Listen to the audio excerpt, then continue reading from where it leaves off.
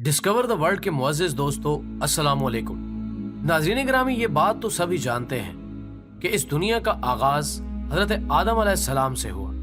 ये दुनिया कायम हुई और फिर इस दुनिया में बाकायदा हर चीज का निज़ाम कायम किया गया ताकि आदम और हव्वा और फिर आने वाली नस्लें बेहतर तौर पर इस जमीन पर जिंदगी गुजार सकें। लेकिन अक्सर हमारा दिलो दिमाग हमसे ये सवाल करता है कि आदम से पहले दुनिया में क्या था और कैसे ये दुनिया वजूद में आई।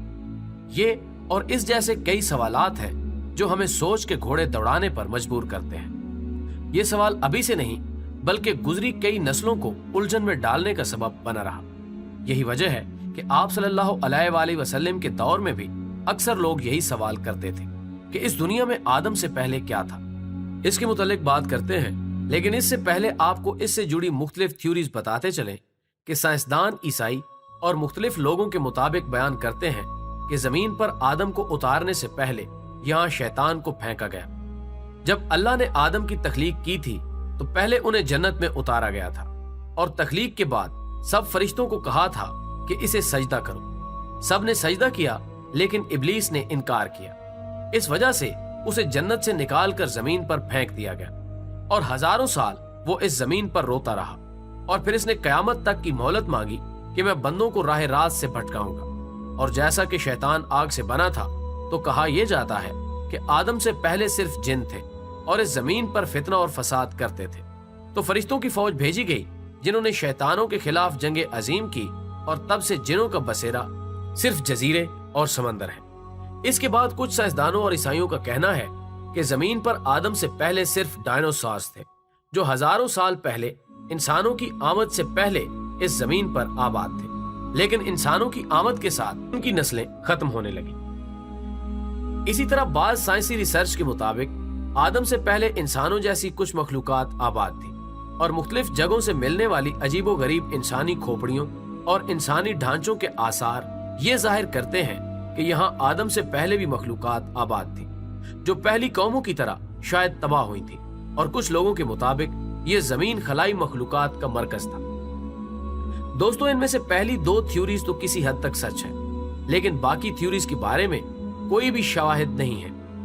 ये सिर्फ फर्जी कहानियां हैं जो हर कोई अपने अपने नजरिए के मुताबिक पेश कर देता है। बहरहाल कुरान इस बारे में क्या कहता है? सूरह हूद वही है जिसने 6 दिन में जमीन और आसमान को पैदा किया और इस वक्त अल्लाह का अर्श पानी पर था। इस आयत से जो बात समझ में आती है, इसके मुताबिक आदम से पहले जमीन पर सिर्फ पानी था। इस आयत में किसी भी किस्म की मखलूक और बाकी चीजों की तरफ इशारा नहीं किया गया। आप सल्लल्लाहु अलैहि वसल्लम के दौर में जब लोगों ने इस बारे में सवाल किया था तो उनके जवाबात क्या थे? इस बारे में अबू रज़ैन और कीली से रिवायत है कि आप सल्लल्लाहु अलैहि वसल्लम से उस वक्त लोगों ने इरशाद किया था कि या रसूल अल्लाह सल्लल्लाहु अलैहि वसल्लम, इस दुनिया में आदम से पहले क्या था? तो आप सल्लल्लाहु अलैहि वसल्लम ने जवाब दिया था कि सिर्फ अल्लाह था। ना ऊपर हवा थी ना नीचे, और अर्श पानी पर था। और अल्लाह ने एक कलम को वजूद में आने का हुक्म दिया, फिर उससे कहा कि लिख। और इस तरह इंसानों के आने से 50,000 साल पहले ही हर चीज, तमाम मखलूकात की तकदीरें और उनके बारे में सब कुछ लिख कर लोहे महफूज में महफूज कर दिया गया। बुखारी शरीफ में एक जगह बताया गया है कि एक बार आप सल्लल्लाहु अलैहि वसल्लम के पास यमन से एक वफद आया और कहा कि हमने आपसे इल्म लेना है, आप हमें बताएं कि इस जमीन पर आदम से पहले क्या था।